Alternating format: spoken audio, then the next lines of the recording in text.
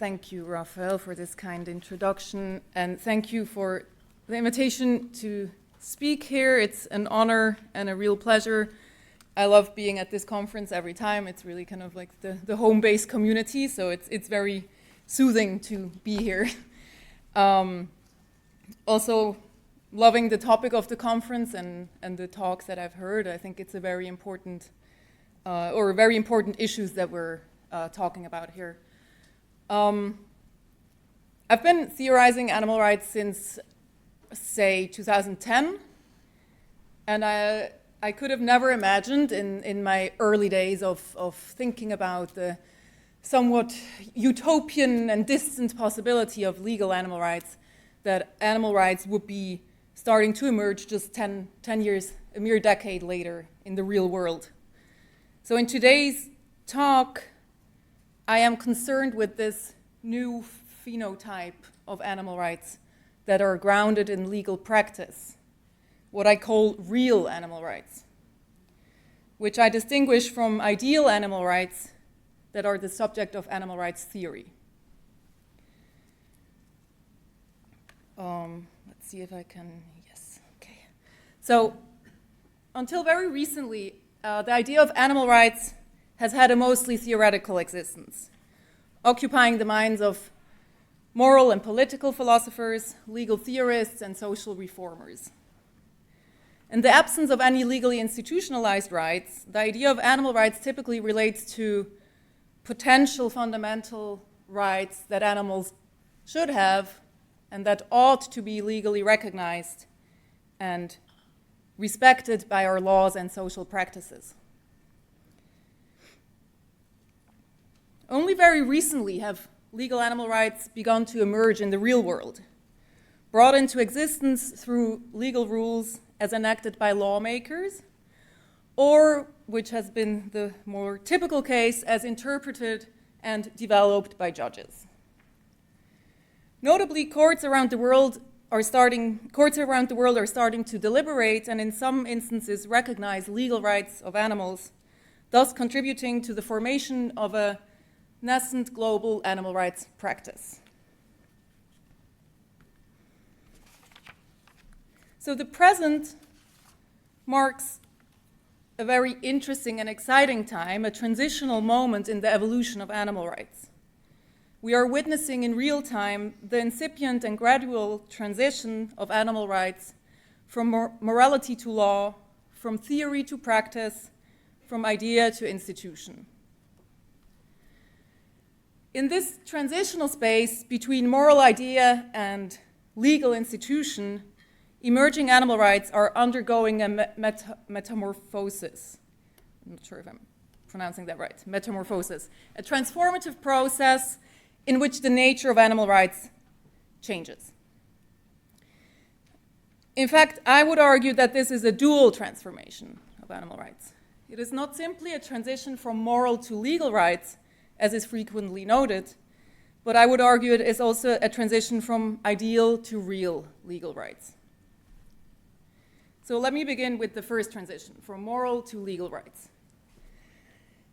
Okay, so this general distinction between moral and legal rights should be fairly familiar, but I want to point out a couple of things nonetheless here. So first of all, we have moral rights, which is like the yellow space here on this graph that I made like 8 years ago or something and never used, so now I can finally use it. So we have moral rights, which, to quote Joel Feinberg, are rights that are held to exist prior to or independently of any legal or institutional rules. This quality of moral rights was perhaps best characterized by R.G. Frey, whose notion of a moral right is that of a right which is not created by or the product of community legislation or social practice, which persists even in the face of contrary legislation or practice.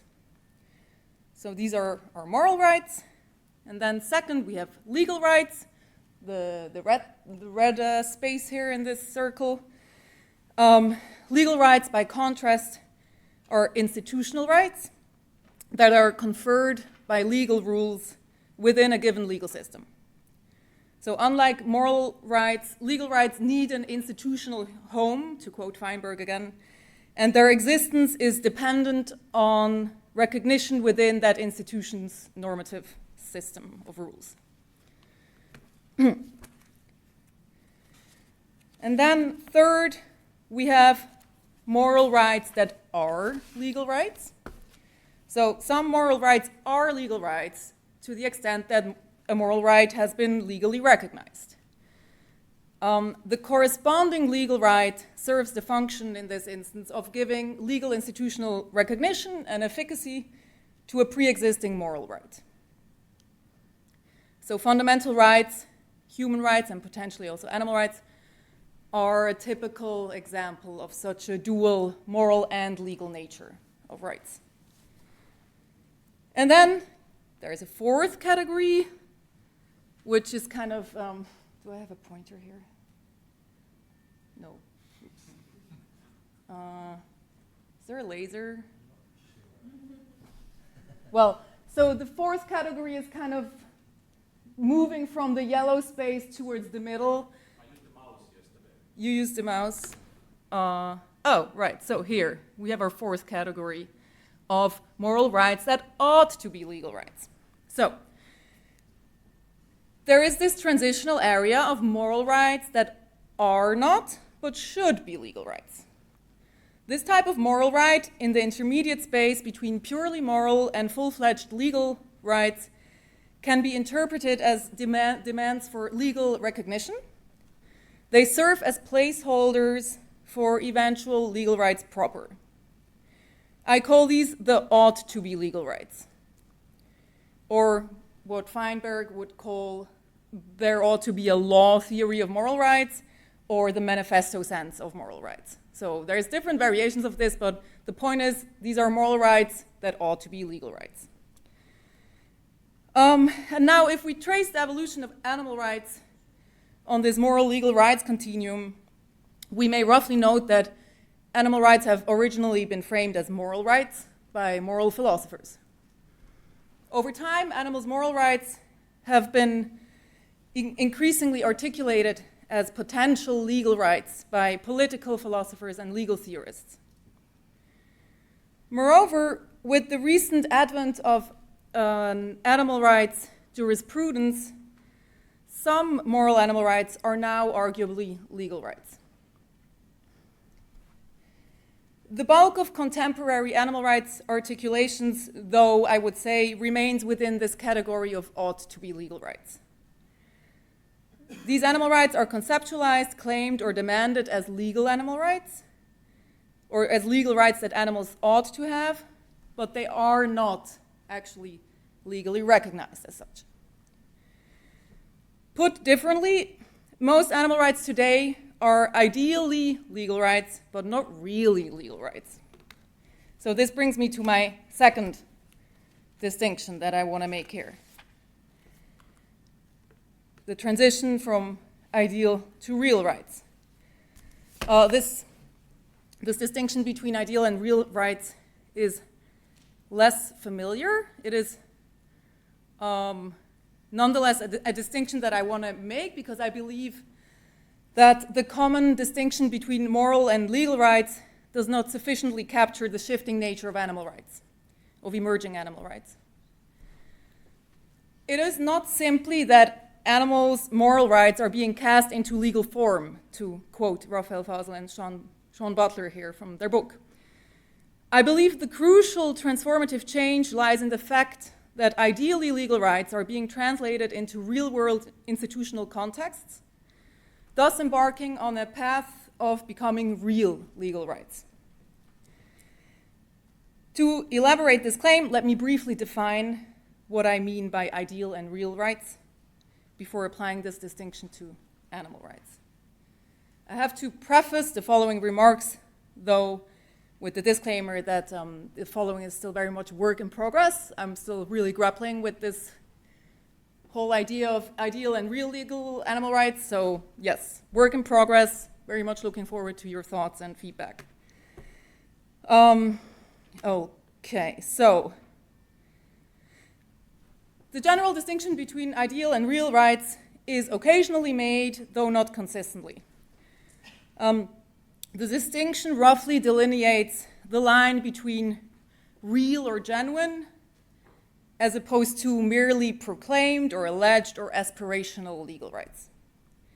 Simply put, real rights are the legal rights that exist in the real world, whereas ideal rights are the legal rights that should, could, or would exist in some ideal alternative world. Ideal rights, Joel Feinberg defines as not necessarily an actual right of any kind, but rather what ought to be a positive right and would be so in a better or ideal legal system. In this sense, ideal legal rights pretty much correspond, I think, with the ought to be legal rights that we already mentioned.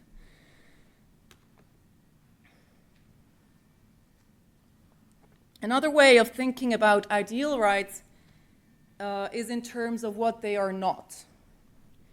Ideal rights are not real rights, as Catherine Eddy puts it succinctly. So ideal rights are not necessarily ideal in the sense of best possible, but ideal in the sense of that which exists merely in idea, to quote Neil McCormick here. So I would broadly understand ideal rights as rights which exist merely in idea or theory, but not in reality or practice. This begs the question, though, what does it mean for a right to exist in reality? What makes a right real? Now it gets trickier. So my sense is that there are two important existence conditions for real legal rights. First, legal recognition, and second, some degree of practical realization. So first, legal recognition. A right needs to be legally recognized to be a real legal right. This can be legislative, judicial, or some other form of authoritative recognition. But without such institutional recognition, rights remain wannabe rights, ought to be legal rights, or as it were, ideal legal rights. Recognition is a necessary existence condition for rights because legal rights are institutional facts. They are not material objects like bodies or mountains that have a clear-cut physical existence. Rather, legal rights exist in virtue of institutional rules that determine the conditions of their fictitious existence, like, for example, a legal contract exists if two people agree to something under the relevant contractual rules, or a legal marriage exists if two people go through the respective procedure that the institutional rules lay down as constituting a marriage. These are institutional facts.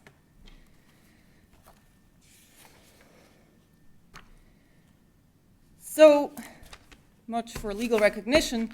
Second, realization. So legal recognition is not enough. Mere recognition can still be, and frequently is, simply aspiration or proclamation, if not followed through on. For a recognized right to be real, there needs to be some additional element of practical realization. A conforming institutional practice of respect that works towards making a normative entitlement a social reality. Without some such degree of practical realization, recognized rights remain nominal rights, inoperative rights, or as it were, ideal legal rights. Derek Darby illustrates the relevance of social practice for the reality of rights in this quote that I put here. It's a long quote. He writes from the perspective of a black man living in the US, and though his point relates to the distinction between real and ideal moral rights, I think the same logic also applies to the distinction between real and ideal legal rights.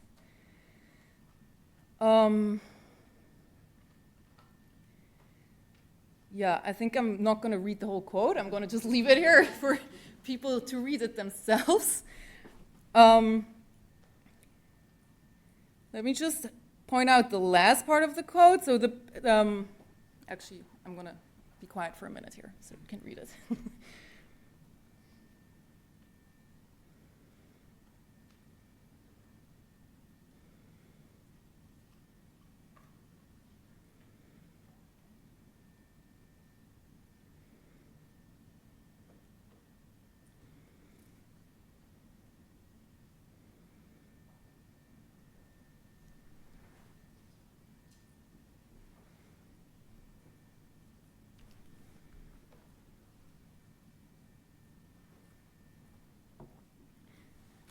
So I think his point is that what good is a right that has zero practical efficacy? What good is a right that no one recognizes or no one adheres to?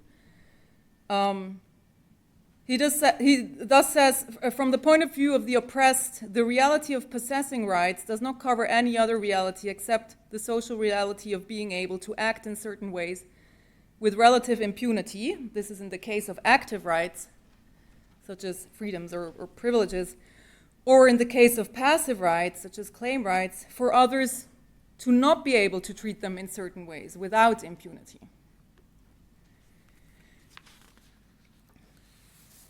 So legal recognition thus needs to be accompanied by a recognitional institutional practice of sorts. That is, the establishment of legal and ultimately social conditions that work towards respecting and fulfilling the recognized right. A tangible indication of whether there is such an institutional respect for a recognized right is the presence or absence of corresponding legal duties.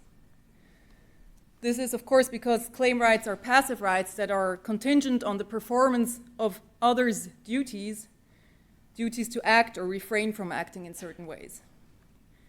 For example, the realization of the right to free movement does not solely lay in the actions of the right holder herself to freely move around, but essentially requires others to respect the right holder's free movement and to refrain from interfering with it.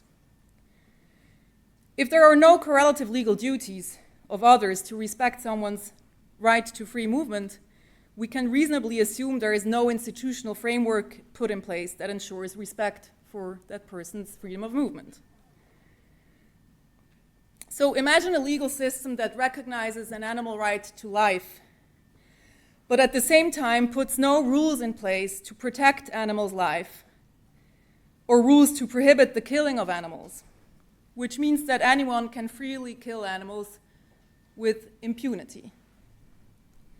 In this case, the right to life, though nominally recognized as a right, has no social reality because it does not have any practical efficacy.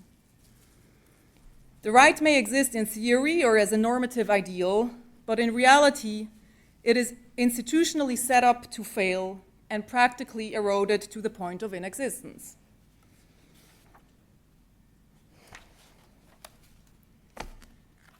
So, I hope this was somewhat clear. So based on this general distinction between ideal and real rights, I would tentatively define ideal and real animal rights along the following lines. I understand real animal rights to be the legal rights that animals presently have or might realistically have within the parameters of a positive legal system, i.e. that are legally recognized and to some degree realized or realizable through a recognitional institutional practice of sorts. By contrast, ideal animal rights are the legal rights that animals ought to have based on their moral rights, but that presently only exist in theory or as an idea.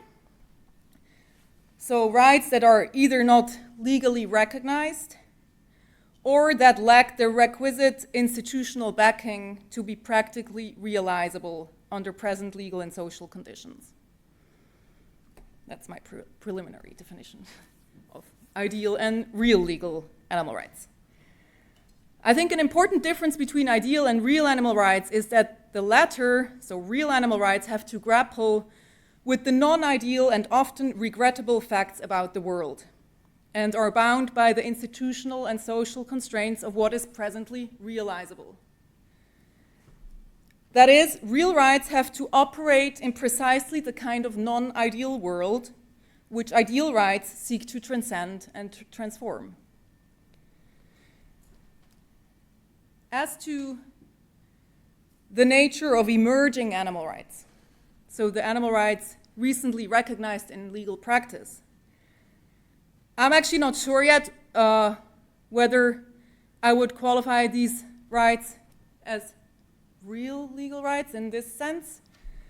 They may tick, or they definitely tick the first box of legal recognition, but I'm still a bit skeptical about whether their institutional setting allows for a sufficient recognitional practice and realization yet. I think this will require further analysis. My feeling is that emerging animal rights are transitory rights that fall somewhere in the transitional space between moral and legal, between ideal and real rights. But emerging animal rights are certainly moving in a direction, or in the direction of real legal rights, and as such are increasingly taking on institutional features. Emerging animal rights may thus be viewed as proto-real animal rights. First, prototypes of this new phenotype of real animal rights.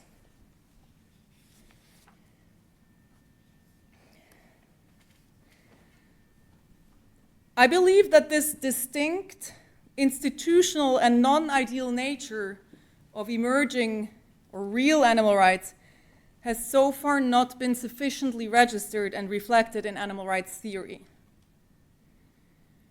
Traditional animal rights theory is, for obvious historical reasons, primarily concerned with moral and ideal animal rights. In the formative phase of animal rights theory construction, there wasn't any noteworthy animal rights practice from which to reconstruct animal rights. Accordingly, the established body of animal rights theory is constructed around abstract and ideal notions of moral and legal rights. I think this point has been made by Raphael in, is it your book or yours and Sean's book? Somewhere in both of them. And that's why I think it's important to realize that we're in this transitional moment now with animal rights, because theory is still somewhat stuck in this idea phase, whereas in practice we see a kind of moving on towards the realization phase. So my hypothesis is that the animal rights that are currently emerging in practice differ from the ideal animal rights that are the subject of traditional animal rights theory. And that as a result, there is a discrepancy between animal rights theory and animal rights practice. This theory-practice gap manifests in different ways. And in the remainder of my talk, I want to look at two areas where the theory and practice of animal rights diverge. The first one relates to the culturally imperialist versus embedded nature of animal rights. And the second one to the puristic versus pluralistic justifications of animal rights. So let me start with the first discrepancy. The first discrepancy between animal rights theory and practice relates to the apparent truism that animal rights, much like human rights, are a Western idea, and as such are feared to carry in them the hegemonic baggage of cultural imperialism, colonialism, or performative whiteness.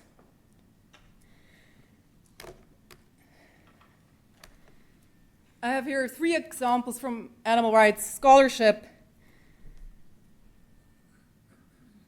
First one, Manisha Dekka, noting that many progressive scholars and advocates on the left presume that the animal rights movement is culturally imperialist. She goes on to note that the association of animal rights with cultural imperialism is fueled by the real and imagined whiteness of the movement and the dearth of intersectional analysis in animal law scholarship. Second example from Will Kimlicka and Sue Donaldson, who note that although it is typically welfarist issues such as ritual slaughter, eating dog meat, or seal hunting that attract and may warrant the criticism of cultural imperialism. The charge of racial bias has also risen in relation to animal rights organizations and to the way they promote their principled vision of a world without animal exploitation. That is, veganism is supposedly white. And in short, animal advocacy is seen as performing whiteness, and there is arguably no greater sin on the left in North America today than performing whiteness. And then the third example from Anne Peters, who notes that both international human rights and potentially international animal rights protection face the critique of cultural imperialism. It has been said that the animal rights movement is yet another crusade by the West against the practices of the rest of the world, and that the propagators of such crusades claim universal validity in order to impose their own purely local preferences on other cultures so as to consolidate cultural and political dominance over the global South. So you may have noticed that all of these examples relate to animal rights scholars who are not actually putting forth or defending the claim that animal rights are culturally imperialist. Rather, the issue of cultural imperialism is typically raised preemptively in order to anticipate, respond to, and push back against this real or imagined criticism. It is in fact surprisingly difficult to find primary scholarly voices who unequivocally claim that animal rights proper, as opposed to certain welfarist tropes, are inherently culturally imperialist. Tellingly, this quote here by Anne Peters, that animal rights are yet another crusade by the West, stems not from a real scholar, but from a fictional professor of philosophy in one of J.M. Coetzee's metafictional novellas.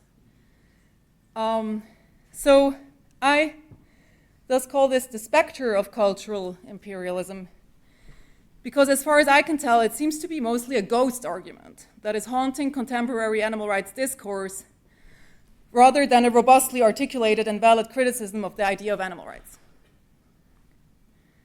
This fear of cultural imperialism also stands in sharp contrast to reality. In practice, the fact of the matter is that the judicial recognition of animal rights is more or less exclusively driven by courts in the global South, notably in Asia and Latin America. Whereas European and North American courts have so far consistently declined to recognize animal rights. It thus may be instructive to consult some of these global South judges that are spearheading the development of animal rights case law, and to hear what they have to say about the matter.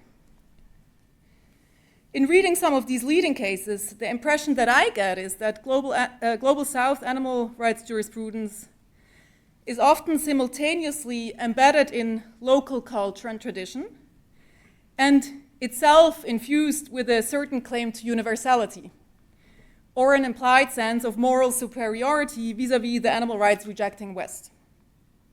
So let's look at a couple of illustrative examples here.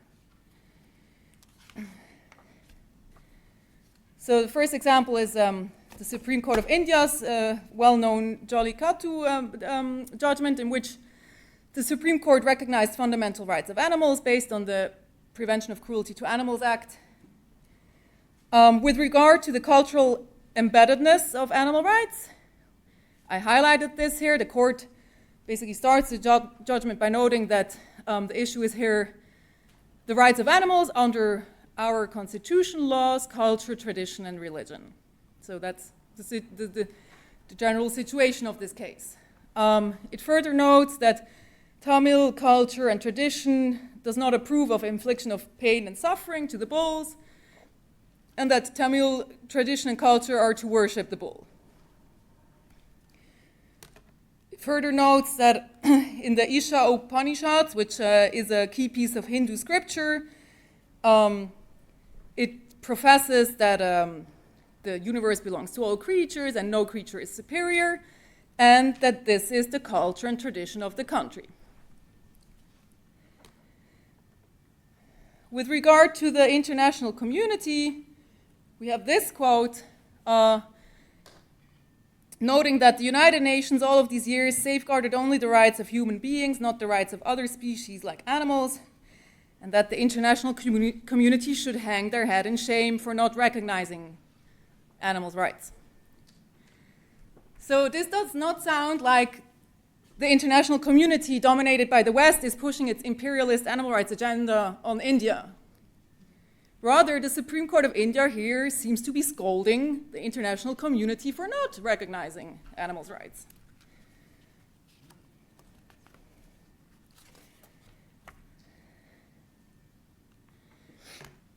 Second example, from the Kerala High Court.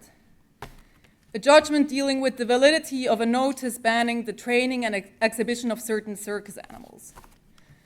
The court here notes that many European countries are allowing the display of animals in circuses, but that the ethos and perception of the people in India is much different from their Western counterparts. We in our country see the same soul being represented in all the living beings on this planet, and it may therefore not be appropriate to be guided by or blindly follow what is being practiced in other parts of the world. So this seems to indicate a deliberate rejection of an animal-unfriendly Western practice in favor of the local tradition of compassion for animals. Third example, the Chucho judgment from the Supreme Court of Colombia.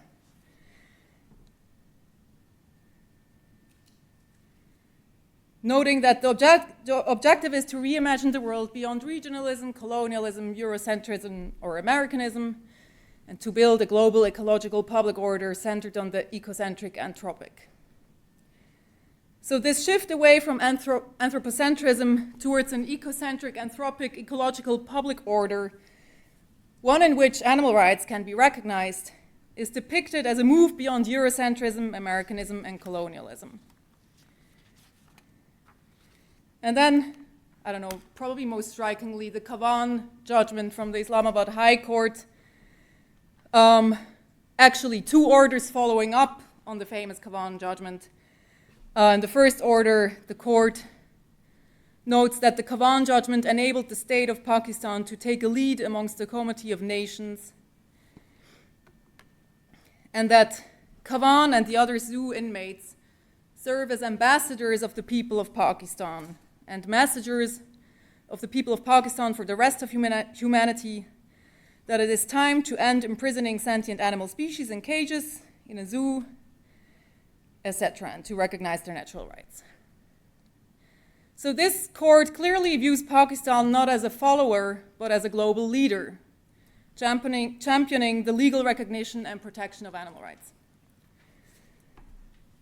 So to sum this up, the recognition of animal rights in practice presents itself quite clearly as a global South innovation, driven by judges who seem to herald a departure from the very much Western dogma of a purely anthropocentric legal order that precludes non-human natural rights. Put differently, it appears that Western hegemony would dictate the denial rather than the recognition of animal rights.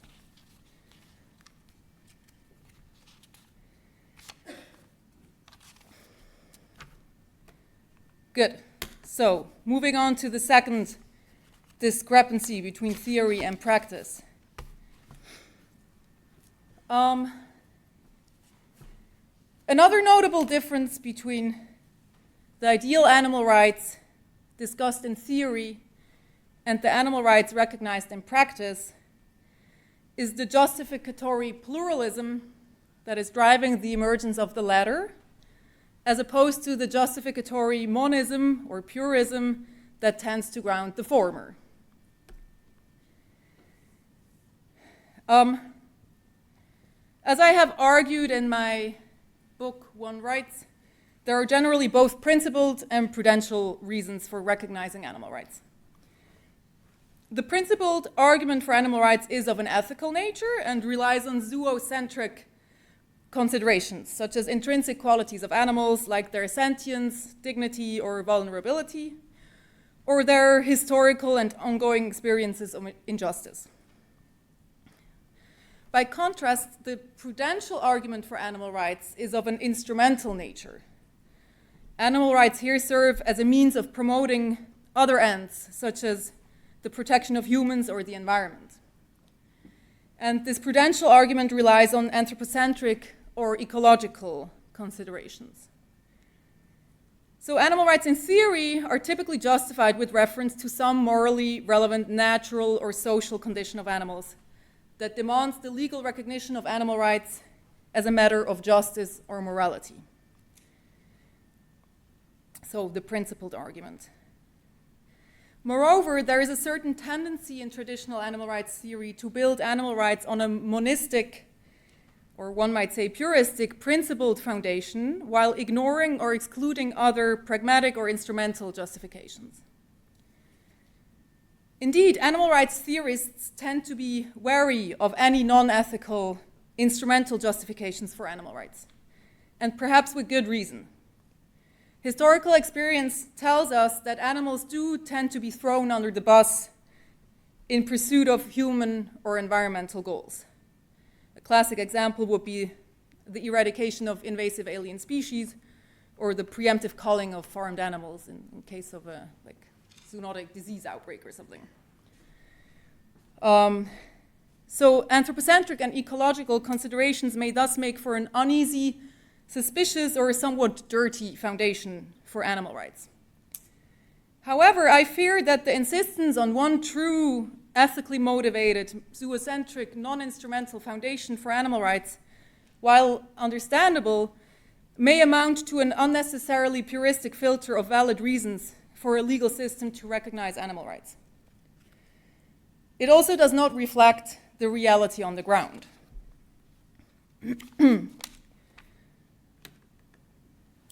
In contrast to the somewhat uniform and reductionist justificatory landscape in theory, animal rights in practice are grounded in a broader and more heterogeneous mix of justifications that spans anthropocentric, zoocentric, and ecocentric rationales. How much time do I have left? 15 minutes? Okay. So let's go through these three groups of justifications. From an anthropocentric point of view, animal rights can be justified instrumentally with their utility or benefits for human individuals or society. Here, the recognition of animal rights is primarily motivated by human interests and functions as an indirect way of protecting or promoting human rights or health. Commonly invoked anthropocentric justifications relate to the socio-psychological interconnections between phenomena of injustice towards humans and animals, first. Second, we have cultural or religious sensitivities towards certain animals.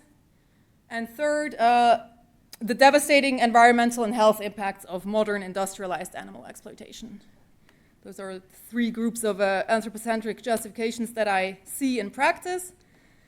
So the first group relates to the interconnectedness of human and animal justice or injustice. So a growing body of research suggests a correlation between discriminatory and rights-affirming social attitudes, as well as between empathy towards human outgroups and animals. Similarly, important links seem to exist between violence against humans and animals, both on the interpersonal and the collective level. We see this line of reasoning picked up, for example, by the Islamabad High Court in its Kavan judgment, where it kind of referred to this link between violence against humans and animals in its deliberations on the justificatory nexus between animal rights and the human right to life. So the underlying rationale is that respecting animal rights may concomitantly contribute to the protection of vulnerable or marginalized humans. And that from this instrumental point of view, tending to animal rights serves as a means of fostering human rights.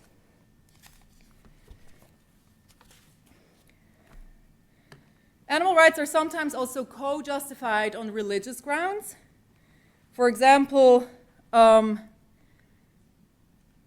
yeah, I have two examples here with reference to Hindu mythology and also, again, the Kavan judgment with a reference to respect for the creator. So we see these religious justifications or co-justifications in many of these judgments. Moreover, in many societies, certain beloved or revered animals are also more protected than others and may be afforded special legal protections for cultural reasons. For example, some courts in Latin America have recognized rights of companion animals as part of the legal recognition of the social reality of multi-species families. We've also heard this morning about the cultural significance of turtles in Panama and how that contributed to enacting this sea turtle rights legislation. Some animals are also bestowed rights for their sacred status. For example, the 2024 Declaration for the Ocean, a Pacific Indigenous Treaty, recognizes the rights of whales inter alia because whales are considered sacred ancestral beings. And then thirdly, we have, or animal rights are also debated in the context of protecting humans against serious health and environmental risks. This is because contemporary animal use practices, notably industrial animal farming and wildlife trade, are important contributors to global health threats such as the emergence of zoonotic diseases or antimicrobial resistance, as well as significant environmental human rights risks such as climate change and biodiversity loss. These kinds of anthropocentrically motivated environmental rationales can overlap with ecocentric reasonings relating to the interdependent protection of humans, animals, and the environment. I have here again an example from the Kavan judgment, which kind of highlights the interdependence of living beings and notes that the existence of the human species on this planet is dependent on other living organisms such as plants and animals, and that there would be no human life on this planet without them. A similar reasoning can also be found in the Chucho case from Colombia,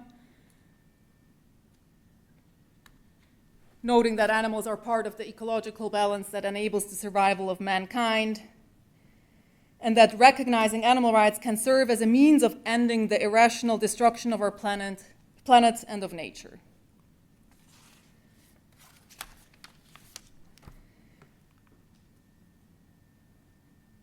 So let's move on to the second group of justifications, the zoocentric justifications, which we are, of course, most familiar with because these have been in the focus of traditional animal rights theory.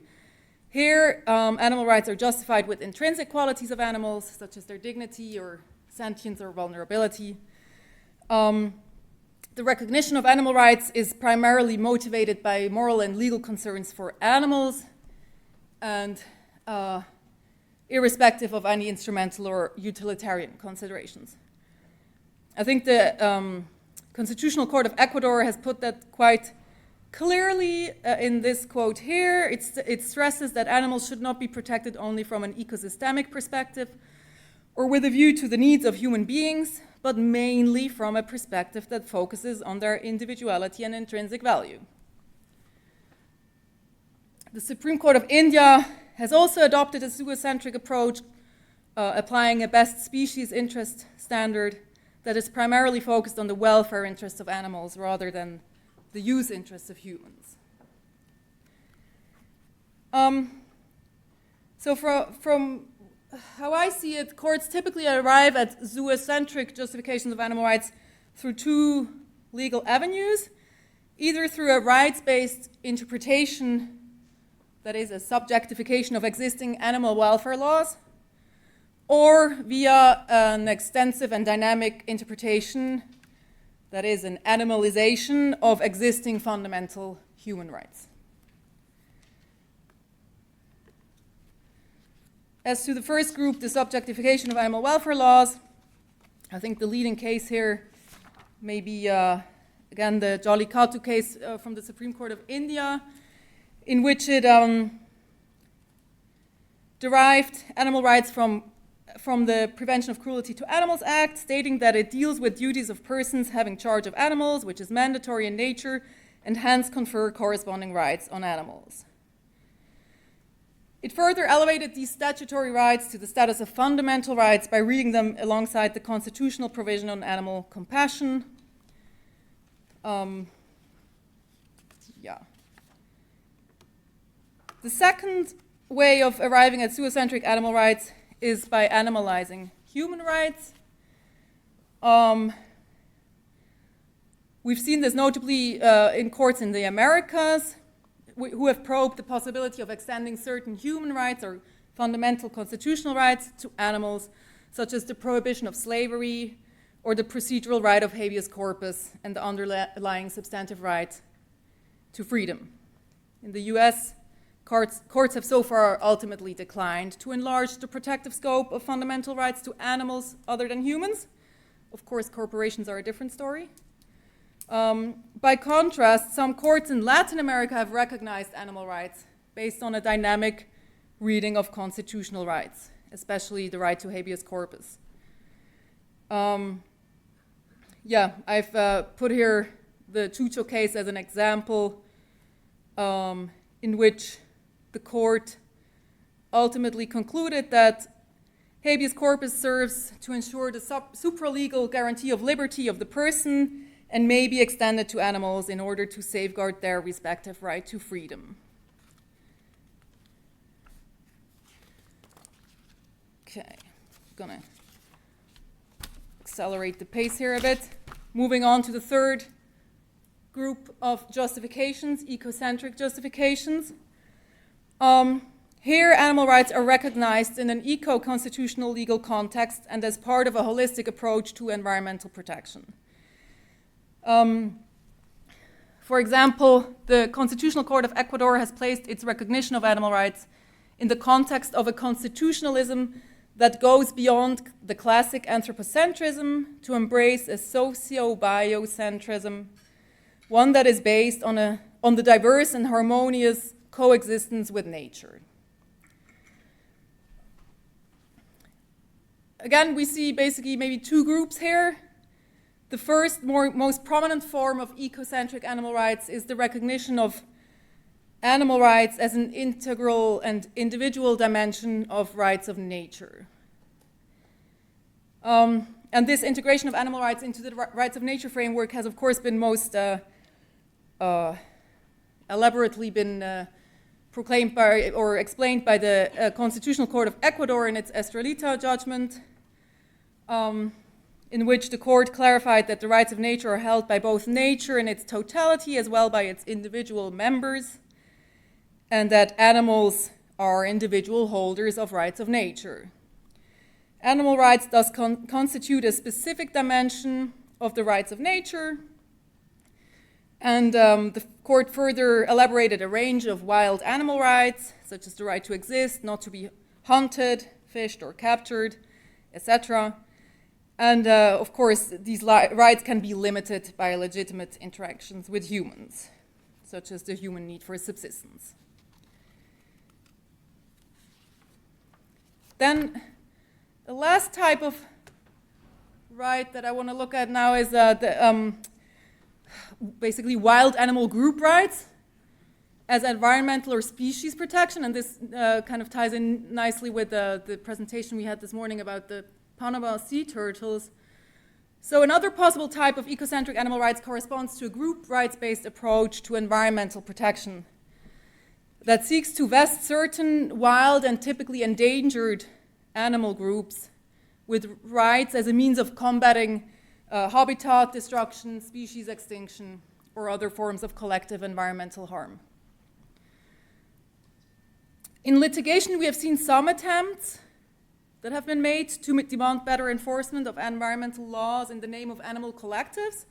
A very early example was the German seals in the North Sea case from 1988, in which environmental organizations had sued the local government on behalf of the endangered seals in the North Sea, who were dying in large masses due to industrial waste pollution.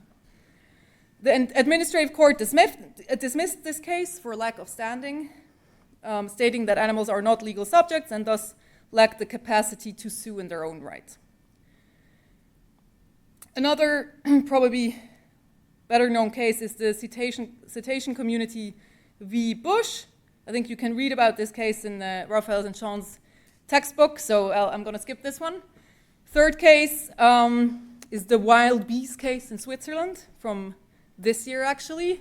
Probably not very well known. It's also not that significant, I guess, but it's nonetheless interesting in this context. Just recently, a complaint was filed in Switzerland on behalf of endangered wild bees, demanding their right to vote in environmental matters. In this concrete case, it was a referendum on a popular initiative on biodiversity protection. The Government Council of the Canton of Zurich rejected the plea, holding that wild bees are not legal subjects and therefore not right holders in general and not holders of any fundamental or political rights in particular. So all of these cases actually were dismissed for lack of standing reasons. Classic. Maybe for that reason, the legislative path might be better in this case, and a notable example here is precisely the Panama national law on the protection of the rights of sea turtles and their habitats, which we have heard about this morning. Good. So, to conclude, 2 more minutes. To conclude, real animal rights are shaping up to be pluralistic, both in terms of their cultural diversity, they are decisively not a Western phenomenon, and in terms of the diverse practical justifications supporting their recognition alongside human and environmental rights. As we have seen, the recognition of animal rights in practice is only partially motivated by intrinsic ethical concern for animals, and simultaneously catalyzed by instrumental reasons or instrumental concern for a variety of human interests and environmental objectives. It is this interplay of anthropocentric, zoocentric, and ecocentric rationales that is driving the emergence of animal rights in the real world. While we certainly ought to guard against the risk of real animal rights being overly instrumentalized, weakened, or arbitrarily reserved for a privileged subclass of animals, we should not and cannot afford to be overly puristic about the reasons for recognizing animal rights. Indeed, I would argue that the cultural and justificatory pluralism that is unfolding in legal practice makes for a pragmatic, more democratic, rhetorically powerful, and thus ultimately stronger legal footing for animal rights in the real world. The pluralistic foundations of emerging animal rights indicate that they can be plausibly and palatably framed as a win-win-win situation. Simply put, animal rights are good for humans, animals, and the planetary home we all share. Thank you for your attention.